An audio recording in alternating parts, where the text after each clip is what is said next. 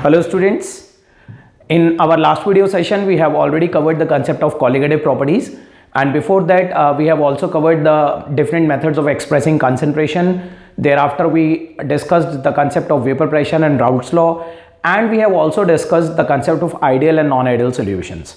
So presently in this chapter we have discussed a lot of important topics. Today in this particular video session we are going to discuss some small topics, but believe me, they are very relevant topics and they are very important topics from even the competitive point of view. So students, today in this particular video session we are going to discuss the topics like applications of osmosis, reverse osmosis and Henry's law. So let's start today's class.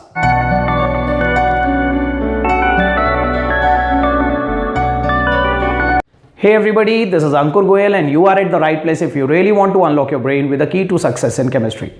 Students, the very first topic that we are going to discuss is the applications of osmosis. As you already know that in our last video session we have already covered the topic of osmosis.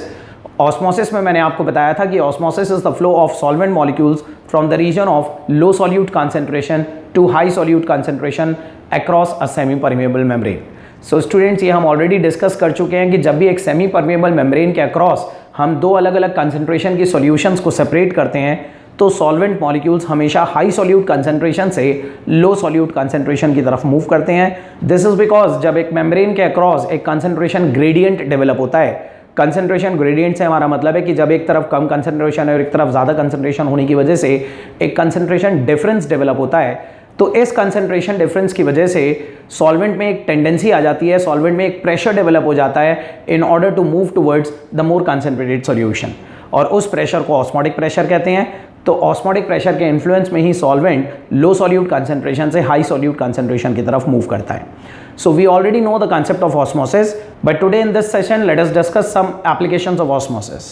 Students, याद रखिएगा osmosis की बहुत large number of applications होती हैं, but आज की class में मैं आप लोगों के साथ 2 या 3 बहुत इंपॉर्टेंट एप्लीकेशंस डिस्कस करने जा रहा हूं. याद रखिएगा student, the very first biological application is the absorption of water by the roots of plants from soil. अब इस कंसेप्ट को एक सिंपल से एग्जांपल के थ्रू समझते हैं. स्टूडेंट्स, सपोज कीजिए this is the ground surface, ये ग्राउंड है और इस ग्राउंड के सरफेस पे एक ट्री प्लांटेड है. This is a large tree and these are the roots of tree beneath the ground. So इस ट्री की रूट्स हैं ग्राउंड के बीनीथ, एंड ये याद रखिएगा these roots contain small root hairs.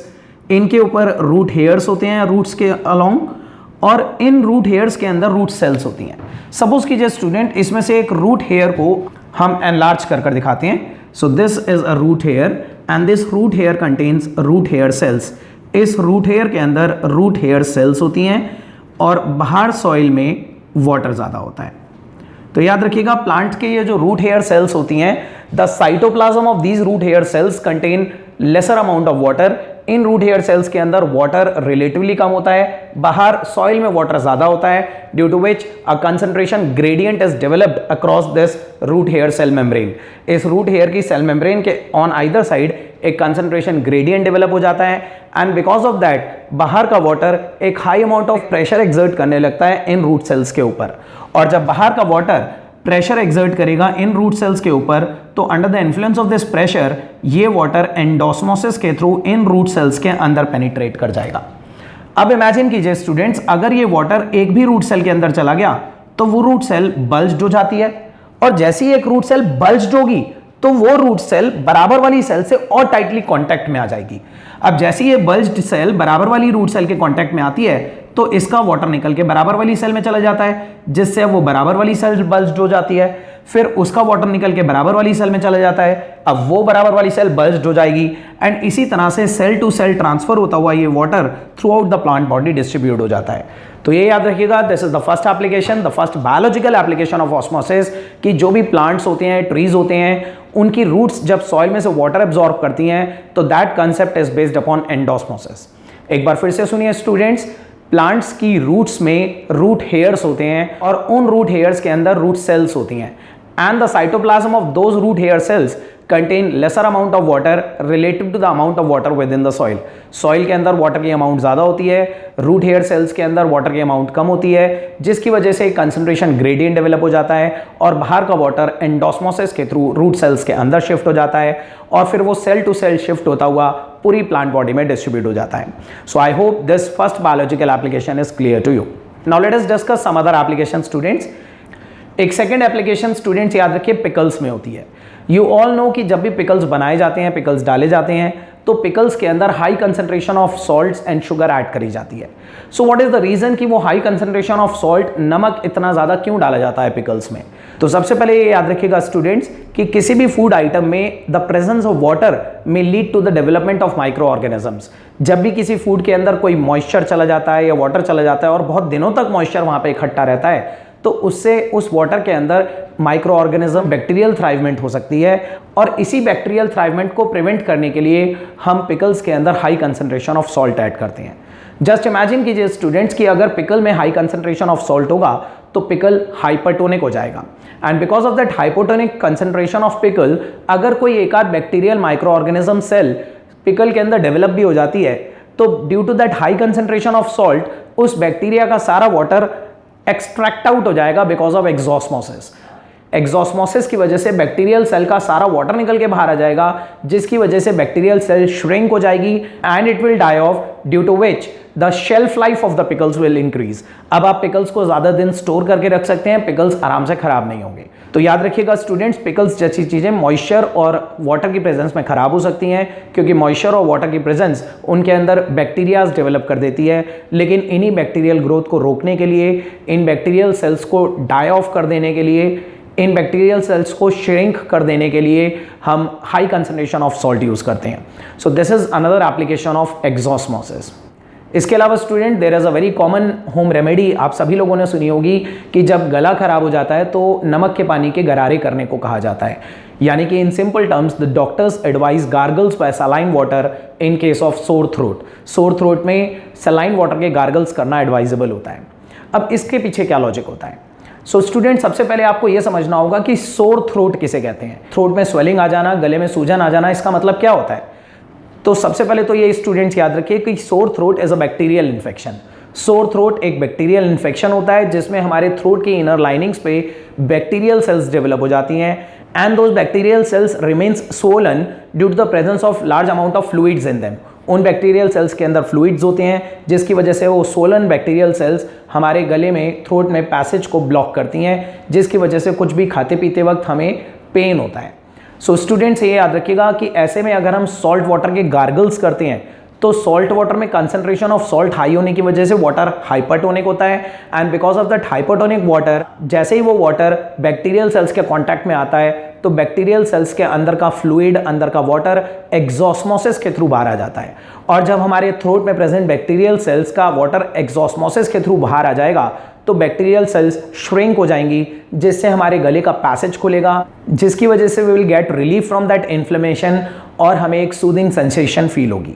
तो याद रखिएगा स्टूडेंट, सोर थ्रोट एक बैक्टीरियल इन्फेक्शन होता है जिसमें जब हम सॉल्ट वाटर के गार्गल्स करते हैं तो उस सॉल्ट वाटर की वजह से बैक्टीरियल सेल्स का वाटर एक्सॉस्मोसिस के थ्रू बाहर आ जाता है और बैक्टीरियल सेल्स श्रिंक हो जाती हैं. So I hope these 3 applications are clear to you. Now students, let's move on to another important topic which is known as reverse osmosis. Students, osmosis हम already पढ़ चुके हैं कि osmosis is the flow of solvent molecules from the region of low solute concentration to high solute concentration across a semi-permeable membrane. और ये याद रखिएगा students कि ये जो ऑस्मोसिस है यानी कि the flow of solvent from the region of low solute concentration to high solute concentration, ये एक स्पॉन्टेनियस प्रोसेस है. इसे हमें करना नहीं पड़ता, ये अपने आप होता है. जब भी एक मेम्ब्रेन के अक्रॉस एक कंसंट्रेशन ग्रेडियंट डेवलप होगा, एक कंसंट्रेशन डिफरेंस होगा, तो ये प्रोसेस नेचुरली अपने आप ही होने लग जाएगा. बट इस ऑस्मोसिस का एक एग्जैक्टली अपोजिट प्रोसेस होता है कॉल्ड रिवर्स ऑस्मोसिस, जो एक नॉन स्पॉन्टेनियस प्रोसेस होता है. वो अपने आप नहीं होता बल्कि under the influence of applied pressure करना पड़ता है. तो स्टूडेंट्स, रिवर्स ऑस्मोसिस के इस कंसेप्ट को और बेटर समझने के लिए let us consider this diagram over the board. So students, as you can see in this diagram there is a container और उस कंटेनर में बीच में हमने एक सेमी परमिएबल मेम्ब्रेन का पार्टीशन लगा रखा है and in the left side compartment we have taken fresh water और सेमी परमिएबल मेम्ब्रेन के राइट साइड में आप देख सकते हैं एक सॉल्ट सॉल्यूशन है, and high concentration of salt solution को ब्राइन सॉल्यूशन भी कहा जाता है। आप ये भी देख सकते हैं कि फ्रेश वाटर कंपार्टमेंट में एक आउटलेट लगा हुआ है वाटर को निकालने के लिए, वाइल एक सॉल्ट वाटर कंपार्टमेंट में एक इनलेट है, जिस इनलेट में हमने एक पिस्टन लगा रखा है स्टूडेंट्स। अब जस्ट इमेजिन कीजिए स्टूडेंट्स कि अगर एक मेम्ब्रेन के एक तरफ फ्रेश वाटर और एक तरफ सॉल्ट सॉल्यूशन है और हम इस कंटेनर को ऐसे ही छोड़ दें, तो क्या इसमें ऑस्मोसिस चलेगी या नहीं चलेगी? सो वी ऑलरेडी नो कि ऑस्मोसिस एक स्पॉन्टेनियस प्रोसेस होता है जो अपने आप ही चलता है। ऑस्मोसिस में हमेशा सॉल्वेंट लो सॉल्यूट कंसंट्रेशन से हाई सॉल्यूट कंसंट्रेशन की तरफ मूव करता है, तो डेफिनेटली इसमें ऑस्मोसिस चलेगी स्टूडेंट। ये फ्रेश वाटर सलाइन वाटर की तरफ शिफ्ट होगा। अब क्वेश्चन ये राइज होता है कि ये कब तक शिफ्ट होगा। So students, you already no कि अगर वाटर इस मेम्ब्रेन के अक्रॉस परमिएट होता हुआ दूसरी तरफ जा रहा है, तो डेफिनेटली वाटर एक प्रेशर एक्सर्ट कर रहा होगा मेम्ब्रेन के ऊपर दूसरी तरफ जाने के लिए, और जितना प्रेशर वाटर इस मेम्ब्रेन पे एक्सर्ट कर रहा है अक्रॉस द मेम्ब्रेन जाने के लिए, मेम्ब्रेन के थ्रू परमिएट होने के लिए, जब तक उतना ही इक्वल एंड अपोजिट प्रेशर हम दूसरी तरफ से ना लगा दें, तब तक ऑस्मोसिस नहीं रुकेगी। अब स्टूडेंट्स आप देख सकते हैं इस कंटेनर में, इस सिस्टम में हमने दूसरी तरफ से इक्वल एंड अपोजिट प्रेशर लगाने के लिए ही ये पिस्टन का प्रोविजन लिया है। आप जस्ट इमेजिन कीजिए कि अगर हम इस पिस्टन से प्रेशर अप्लाइड इक्वल टू पाई लगा दें, तो स्टूडेंट्स आपको याद है कि ऑस्मोटिक प्रेशर को पाई से रिप्रेजेंट करते हैं। Osmotic pressure is that pressure which is required to stop osmosis. तो जब हम इस पिस्टन को इतना प्रेस करें कि पाई के बराबर प्रेशर हम इधर से इधर लगाने लग जाएं, तो फिर ऑस्मोसिस रुक जाएगी। जितना प्रेशर वाटर इधर जाने के लिए लगा रहा था, उतना ही प्रेशर पाई की फॉर्म में हमने इस तरफ लगा दिया, तो ऑस्मोसिस रुक जाएगी, सिस्टम एक इक्विलिब्रियम पे आ जाएगा। बट इमेजिन कीजिए स्टूडेंट, उस केस में क्या होगा, when this applied pressure is even greater than pi. Pi तो वो प्रेशर है जो ऑस्मोसिस को रोक देता है, लेकिन अगर हम पाई से भी ज्यादा प्रेशर मोर कंसंट्रेटेड सॉल्यूशन की तरफ से लगा दें, तो ना सिर्फ ऑस्मोसिस रुकेगी स्टूडेंट, बल्कि अब under the influence of this greater applied pressure solvent molecules high solute concentration से लो सॉल्यूट कंसंट्रेशन की तरफ फोर्सफुली मूव ऑन करने लगेंगे। तो याद रखिएगा स्टूडेंट, जब तक हम यहां पे कोई प्रेशर अप्लाई नहीं करते हैं, तब तक तो ऑस्मोसिस नेचुरली चलती है। ऑस्मोसिस में सॉल्वेंट मॉलिक्यूल्स लो सॉल्यूट कंसंट्रेशन से हाई सॉल्यूट कंसंट्रेशन की तरफ मूव करते हैं, लेकिन अगर हम चाहते हैं कि हाई सॉल्यूट से लो सॉल्यूट की तरफ सॉल्वेंट मॉलिक्यूल मूव करने लग जाएं, तो वो एक नॉन स्पॉन्टेनियस प्रोसेस होगा जो अपने आप नहीं होता, बल्कि under the influence of greater applied pressure हमें करवाना पड़ता है। और उसी अप्लाइड प्रेशर के लिए हमने यहाँ पे पिस्टन लगा रखा है। तो एक बार फिर से सुनिए, जब हम इस पिस्टन को पाई से भी ज्यादा प्रेस कर देंगे, तो इस हाई प्रेशर के इन्फ्लुएंस में अब solvent molecules high solute concentration से लो सॉल्यूट कंसंट्रेशन की तरफ मूव करना स्टार्ट कर देंगे, and this process is called reverse osmosis. तो स्टूडेंट, रिवर्स ऑस्मोसिस की डेफिनेशन को विजुअलाइजेशन के साथ साथ अपने माइंड में ध्यान से समझिएगा। रिवर्स ऑस्मोसिस में be simply defined as the flow of solvent molecules from the region of high solute concentration to low solute concentration across the semi-permeable membrane when a pressure greater than osmotic pressure is applied from the solution side। तो याद रखिएगा, जब हम solution side से applied pressure greater than पाई लगाते हैं, तो solvent molecules high solute concentration से लो सॉल्यूट कंसंट्रेशन की तरफ मूव करना स्टार्ट कर देते हैं। यानी कि याद रखिएगा, अनलाइक ऑस्मोसिस जहां पे सॉल्वेंट का फ्लो हाइपोटोनिक से हाइपरटोनिक की तरफ होता है, रिवर्स ऑस्मोसिस में सॉल्वेंट मॉलिक्यूल्स का फ्लो हाइपरटोनिक से हाइपोटोनिक की तरफ होता है। So I hope reverse osmosis is clear to you. और रिवर्स ऑस्मोसिस की स्टूडेंट्स याद रखिएगा, एक बहुत इंपॉर्टेंट एप्लीकेशन होती है डीसैलिनेशन ऑफ वाटर। आप देख सकते हैं इस डायग्राम में हम डीसैलिनेशन ही परफॉर्म कर रहे हैं। सॉल्ट वाटर में से सॉल्ट अलग करना और फ्रेश वाटर अलग सेपरेट आउट करना। उस फ्रेश वाटर के इजेक्शन के लिए हमने यहाँ पे एक आउटलेट भी दे रखा है। तो सॉल्ट वाटर से फ्रेश वाटर सेपरेट आउट करना, इसी प्रोसेस को डीसैलिनेशन कहते हैं। और स्टूडेंट्स, आपको पता है कि हम लोगों के किचन में जो आरओ सिस्टम लगा होता है, वो इसी कॉन्सेप्ट, इसी प्रिंसिपल पे वर्क करता है। So this was a small topic, reverse osmosis. लेकिन ये एक इंपॉर्टेंट टॉपिक है स्टूडेंट्स, इस पे कोई न्यूमेरिकल नहीं बनता, लेकिन थ्योरेटिकल क्वेश्चन इस पे अक्सर पूछ लिया जाता है। You have to learn the definition and the application of reverse osmosis. After the concept of this reverse osmosis, let us discuss the concept of solubility and Henry's law. सबसे पहले students ये फाइंड आउट करते हैं कि solubility word का मतलब क्या होता है। स्टूडेंट, solubility मीन्स कि कोई भी सॉल्यूट कितना मैक्सिमम अमाउंट में टिल सैचुरेशन एक गिवन सॉल्वेंट के अंदर एक गिवन टेम्परेचर पे डिसॉल्व हो सकता है। फॉर एग्जाम्पल कंसिडर करिए students, let us have a beaker. इस बीकर में हमारे पास 1 लीटर वाटर है। This beaker contain 1 litre water और इस बीकर में हमने शुगर ऐड करनी स्टार्ट करी। हमने 1 मोल शुगर डाला, वो डिसॉल्व हो गया। फिर हमने दूसरा मोल शुगर का ऐड करा, वो भी डिसॉल्व हो गया। फिर हमने तीसरा मोल शुगर का ऐड करा, वो भी डिसॉल्व हो गया। ऐसे एक एक करके हमने सपोज कीजिए 10 मोल्स ऑफ शुगर इसके अंदर डाले, वो डिसॉल्व हो गए। लेकिन जैसे ही हमने 11th मोल डाला तो अब प्रेसिपिटेशन होने लगी। प्रेसिपिटेशन आपको पता है स्टूडेंट सैचुरेशन के बियॉन्ड जाने पे होती है। तो 10 मोल तक तो बड़े आराम से डिसॉल्व हो गए, 10 मोल तक तो कोई प्रेसिपिटेशन नहीं हुई, लेकिन 11वां मोल शुगर का नीचे बैठना स्टार्ट हो गया। इसका मतलब अब एक सैचुरेटेड सॉल्यूशन बन गई। अब 10 मोल से ज्यादा पानी के अंदर डिसॉल्व नहीं हो सकते। तो इट इंप्लाइज कि शुगर की सॉल्युबिलिटी इन वाटर 10 मोल पर लीटर है। तो सॉल्युबिलिटी वर्ड का मतलब है what is the maximum amount of solute that can be dissolved in a given amount of solvent at a given temperature. अब स्टूडेंट लेट अस डिस्कस कि ये solubility किन फैक्टर्स पे डिपेंड करती है। तो ये याद रखिए student, solubility nature of solute और नेचर ऑफ सॉल्वेंट पे तो डिपेंड करेगी ही करेगी, लेकिन सॉल्युबिलिटी टेम्परेचर और प्रेशर पे भी डिपेंड करती है। अब ये याद रखिएगा स्टूडेंट्स कि अगर हम सॉलिड सॉल्यूट की बात करें, से शुगर इन वाटर या सॉल्ट इन वाटर, तो शुगर और सॉल्ट जैसे सॉल्यूट इनकी सॉल्युबिलिटी टेम्परेचर डिपेंडेंट होती है, प्रेशर डिपेंडेंट नहीं होती, क्योंकि सॉलिड सॉल्यूट्स और liquid solutes are generally incompressible और इनकम्प्रेसिबल चीज़ों पे प्रेशर का कोई खास इन्फ्लुएंस नहीं होता, ये सिर्फ टेम्परेचर डिपेंडेंट होते हैं। तो ये याद रखिए सॉलिड सॉल्यूट्स के केस में वी कैन से कि टेम्परेचर बढ़ाने पे सॉल्युबिलिटी बढ़ती है। लेकिन गैसेस की सॉल्युबिलिटी की बात करें तो गैसेस की सॉल्युबिलिटी टेम्परेचर और प्रेशर दोनों पे डिपेंड करती है। सबसे पहले टेम्परेचर का इफेक्ट याद रखिएगा स्टूडेंट, जब भी हम किसी गैस को किसी सॉल्वेंट में डिसॉल्व करके सॉल्यूशन बनाते हैं तो the dissolution of any gas with in liquid to form a solution is an exothermic process. Gas का डिसोल्यूशन किसी भी सॉल्वेंट के अंदर एक एक्सोथर्मिक प्रोसेस होता है एंड दैट्स व्हाई गैसेस की सॉल्युबिलिटी टेम्परेचर बढ़ाने पे डिक्रीज होती है। अब क्यों डिक्रीज होती है उस बात पे ध्यान दीजिए students. You already know the concept of Le Chatelier principle जो आप लोगों ने क्लास 11 में पढ़ा था। ली शटेर प्रिंसिपल के अकॉर्डिंग आप लोगों को पढ़ाया जाता है कि whenever a stress is imposed over the reaction at equilibrium, then the equilibrium will shift itself in such a direction so as to undo the stress caused by us। यानी कि इक्विलिब्रियम पे अगर हम बाहर से कोई चेंजेस इंपोज करने की कोशिश करते हैं तो रिएक्शन एक ऐसे डायरेक्शन में शिफ्ट हो जाता है कि वो हमारे चेंजेस को नलिफाई कर सके, हमारे चेंजेस को अपोज कर सके। अगर आप टेम्परेचर बढ़ाएंगे तो सिस्टम टेम्परेचर कम करने के डायरेक्शन में शिफ्ट होगा। सो स्टूडेंट्स वी नो कि गैसेस की सॉल्युबिलिटी किसी लिक्विड के अंदर एक एक्सोथर्मिक प्रोसेस होती है एंड जस्ट इमेजिन कीजिए कि ऐसे में अगर आप टेम्परेचर ऑफ द सिस्टम बढ़ा दें तो टेम्परेचर बढ़ाने से ये सिस्टम एंडोथर्मिक डायरेक्शन में शिफ्ट हो जाएगा। सो ये याद रखिए स्टूडेंट, ये खुद एक्सोथर्मिक है, आगे जाने पे ये खुद हीट प्रोड्यूस कर रहा है और ऐसे में अगर हम भी इसे हीट देंगे तो ये हीट बढ़ाने के डायरेक्शन में नहीं जाएगा बल्कि हीट कम करने के डायरेक्शन में जाएगा।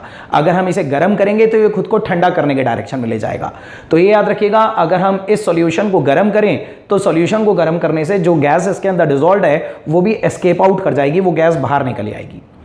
अब इसी कंसेप्ट पे बेस्ड एक बहुत इंपॉर्टेंट कंसेप्चुअल क्वेश्चन पूछा जाता है students, aquatic species feels more comfortable in cold water rather than in warm water। aquatic species cold water में ज़्यादा comfortable होती हैं। aquatic species like fishes, turtles etc. ये cold water में ज़्यादा comfortable feel करते हैं as compared to warm water। अब ऐसा क्यों होता है? अब स्टूडेंट ये याद रखिएगा ये सब गैसेस की सॉल्युबिलिटी पे डिपेंडेंट होता है। वी नो कि एक्वेटिक स्पीशीज को भी ब्रीथ करने के लिए ऑक्सीजन तो चाहिए ही होती है और लिक्विड में डिसॉल्व्ड ऑक्सीजन ही वो ब्रीदिंग के लिए यूज करते हैं। अब लिक्विड में जितनी ज्यादा ऑक्सीजन उनके पास अवेलेबल होगी उनको ब्रीथ करने में उतना कंफर्टेबल होगा, they will feel more comfortable. लेकिन अगर लिक्विड में गैस की सॉल्युबिलिटी कम हो जाए, ऑक्सीजन की सॉल्युबिलिटी कम हो जाए तो एक्वेटिक स्पीशीज अनकंफर्टेबल फील करेंगी। तो इमेजिन कीजिए स्टूडेंट्स, हॉट वाटर में गैस की सॉल्युबिलिटी कम हो जाती है क्योंकि रिएक्शन एंडोथर्मिक डायरेक्शन में शिफ्ट हो जाता है। जो ऑक्सीजन वाटर बॉडी के अंदर डिसॉल्व होती है वो हाई टेम्परेचर की वजह से बाहर निकल आती है, जिसकी वजह से ऑक्सीजन कम अवेलेबल होती है ब्रीथ करने के लिए और एक्वेटिक स्पीशीज अनकंफर्टेबल फील करती हैं। लेकिन जब टेम्परेचर लो होता है, टेम्परेचर डाउन होता है तो लो टेम्परेचर पे गैसेस की सॉल्युबिलिटी फिर बढ़ती है और गैसेस की सॉल्युबिलिटी बढ़ने की वजह से वाटर बॉडीज में ऑक्सीजन का लेवल बढ़ जाता है, जिसकी वजह से aquatic species now start feeling more comfortable. So this is a very important conceptual question students, ये जरूर याद रखिएगा। उसके बाद students let us discuss the influence of pressure. ये याद रखिएगा प्रेशर का इन्फ्लुएंस सॉलिड या लिक्विड सॉल्यूट्स पे नहीं बल्कि गैसियस सॉल्यूट्स पे पड़ता है। There is a law students which explain us the effect of pressure over the solubility of gases and liquids and that law is known as Henry's law. तो अब हम Henry's law discuss करेंगे।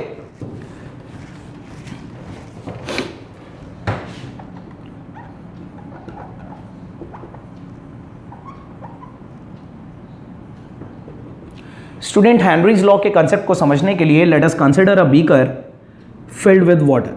Suppose कीजिए this is a beaker filled with water या कोई भी solvent, और इस सॉल्वेंट के अंदर सपोज कीजिए ये सॉल्वेंट वाटर है और इस वाटर के अंदर हम कोई गैस डिसॉल्व करना चाहते हैं। स्टूडेंट याद रखिएगा, सॉलिड्स और लिक्विड्स पे तो ग्रेविटी एक्ट करती है कि सॉलिड को आपने ऊपर से ड्रॉप करा, वो सॉलिड पानी के अंदर चले जाएगा and if that is soluble in water तो पानी में डिसॉल्व हो जाएगा।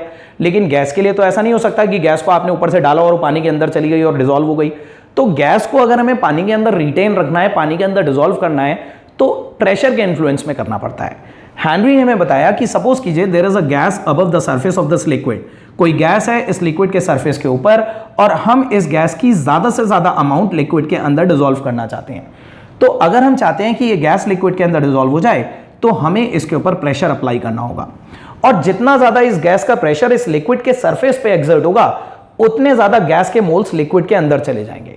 सो this is a very simple imaginative concept student. आप इमेजिन कीजिए कि कोई चीज पानी के सरफेस के ऊपर है और हम उसे प्रेस कर रहे हैं, और जितना ज्यादा हम उसे प्रेस करेंगे उतना ज्यादा उसके मोल्स लिक्विड के अंदर चले जाएंगे। So the amount of gas dissolved in liquid is dependent upon the pressure of the gas applied over that liquid surface।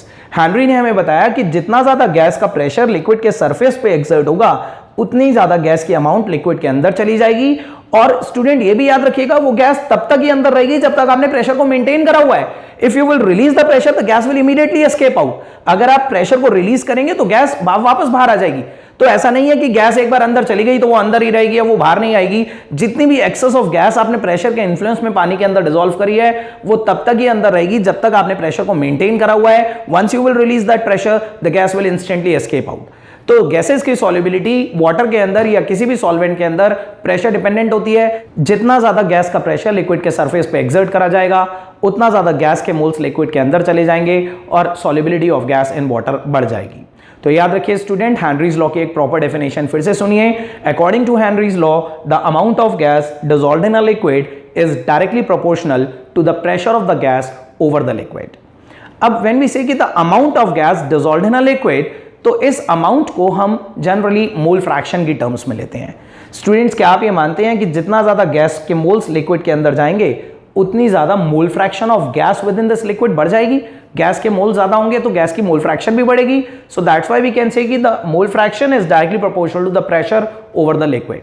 तो ये याद रखिएगा, सपोज कीजिए मोल फ्रैक्शन ऑफ गैस को हम काई ऑफ गैस से रिप्रेजेंट कर रहे हैं and P of gas is the pressure of gas over the liquid surface. So according to Henry's law we can see that the pressure of the gas is directly proportional to the mole fraction of the gas. This is that mole fraction of gas which is being dissolved inside the liquid under the influence of this pressure. जितना ज्यादा ये pressure बढ़ाएंगे उतनी ज्यादा मोल fraction भी बढ़ेगी। और student, इस फॉर्मूले में प्रोपोर्शनैलिटी को इक्वल टू में कन्वर्ट करने के लिए we need a constant of proportionality. तो हेनरी ने हमें एक कांस्टेंट दिया, P of gas is equal to KH into chi of gas. So students, ये याद रखिएगा, this is the complete expression of Henry's law. Pressure of gas over the liquid surface is equal to the product of Henry's law constant into the mole fraction of gas inside the liquid. और यहाँ पे ये KH याद रखिए student, KH is simply known as the Henry's constant।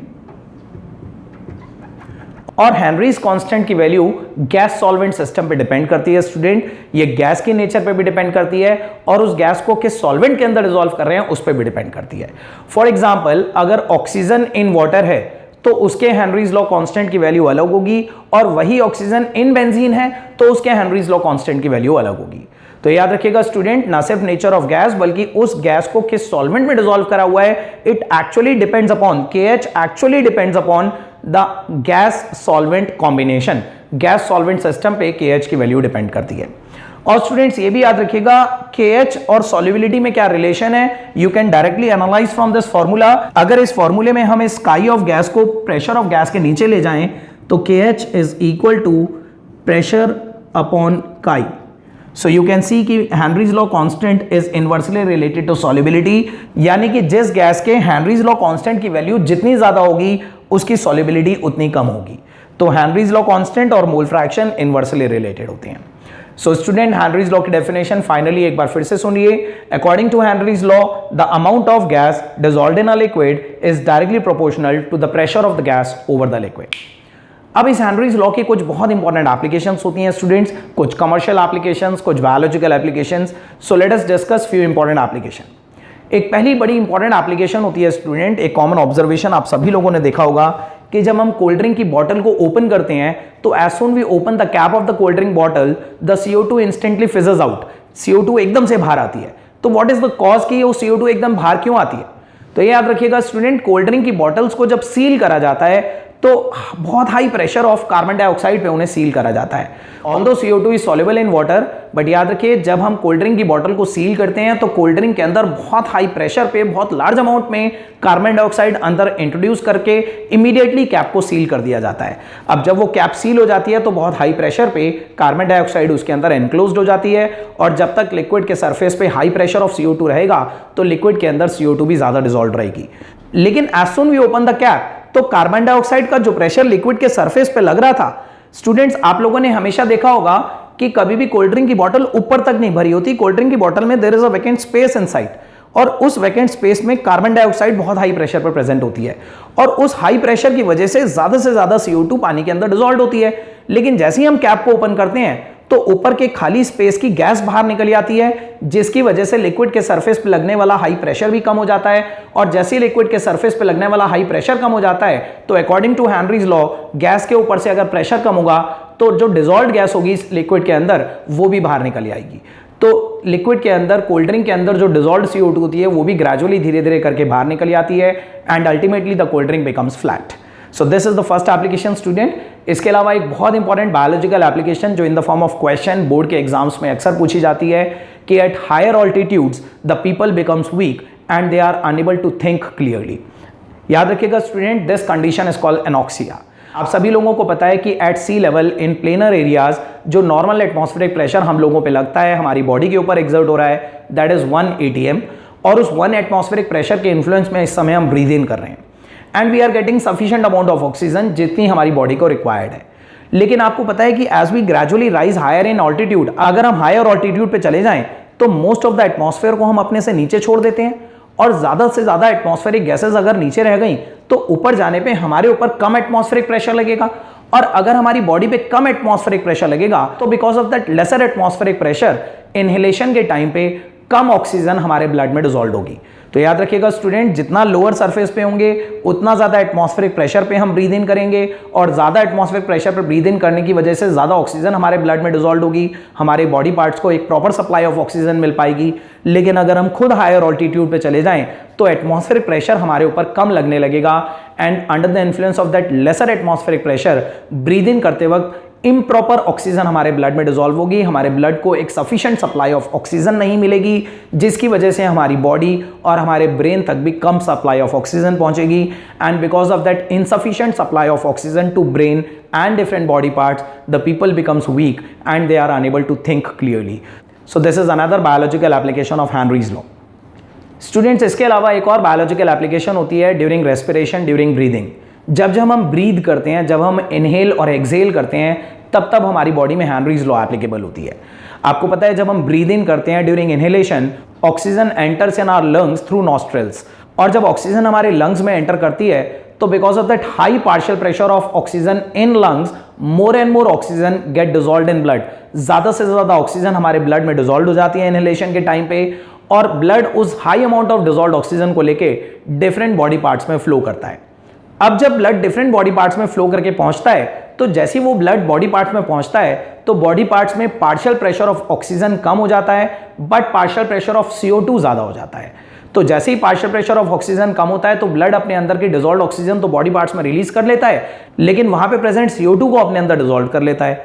अब उस dissolved CO2 को लेके ब्लड वापस बॉडी पार्ट से लंग्स में आता है, और जब वो लंग्स में आएगा तो एक बार फिर से पार्शियल प्रेशर ऑफ CO2 कम हो जाएगा and partial pressure of oxygen ज्यादा हो जाएगा। तो लंग्स में आने के बाद ब्लड CO2 को रिलीज कर देगा, जो हम एक्सहेल आउट कर देंगे, और फिर और ऑक्सीजन को डिसॉल्व करके फिर दोबारा से सेकेंड राउंड पे चल देगा। तो यू ऑल नो कि blood act as a transporter in our system, जो हमारे लंग्स में से ऑक्सीजन को लेकर डिफरेंट बॉडी पार्ट्स में डिस्ट्रीब्यूट करता है, और डिफरेंट बॉडी पार्ट्स में कार्बन डाइऑक्साइड को कलेक्ट करके वापस लंग्स में आकर रिलीज कर देता है, जिसे हम एक्सहेल आउट कर देते हैं। So these are some of the important applications of Henry's law students. I hope आज के सेशन में डिस्कस करे हुए ये सारे पॉइंट्स आपको समझ में आए होंगे। आज की क्लास में हमने सबसे पहले ऑस्मोसिस की कुछ एप्लीकेशंस डिस्कस करी, like we discuss the application of sore throat, we discuss the application of absorption of water by the roots of plants, और हमने ये भी डिस्कस करा कि पिकल्स में हाई कंसंट्रेशन ऑफ सॉल्ट्स क्यों ऐड करते हैं। Thereafter we discussed a small concept of reverse osmosis जो वाटर की डिसैलिनेशन के लिए लार्जली यूज करा जाता है, एंड अनलाइक ऑस्मोसिस जो एक स्पॉन्टेनियस प्रोसेस होता है, रिवर्स ऑस्मोसिस एक नॉन स्पॉन्टेनियस प्रोसेस होता है। और फाइनली हमने सॉल्युबिलिटी का कंसेप्ट डिस्कस करा, और मेनली हमने ये डिस्कस करा कि गैसेस की सॉल्युबिलिटी प्रेशर के इन्फ्लुएंस में होती है, प्रेशर डिपेंडेंट होती है। अगर हम हाई प्रेशर लगाएंगे लिक्विड के सरफेस के ऊपर तो ज़्यादा से ज़्यादा गैस पानी के अंदर डिजॉल्व हो जाएगी, and this concept is known as Henry's law. So students, with this particular topic we will finally wrap up today's video session. In case you have any doubt with respect to any topic, then you can definitely ask me within the comment box, और आप मेरे से direct contact भी कर सकते हैं। उसके लिए मैं अपना फ़ोन नंबर, अपना कॉन्टैक्ट नंबर, अपना ईमेल आईडी इस वीडियो के डिस्क्रिप्शन लिंक में ऐड कर दूंगा। So that's it for today. Have a great day. Thank you.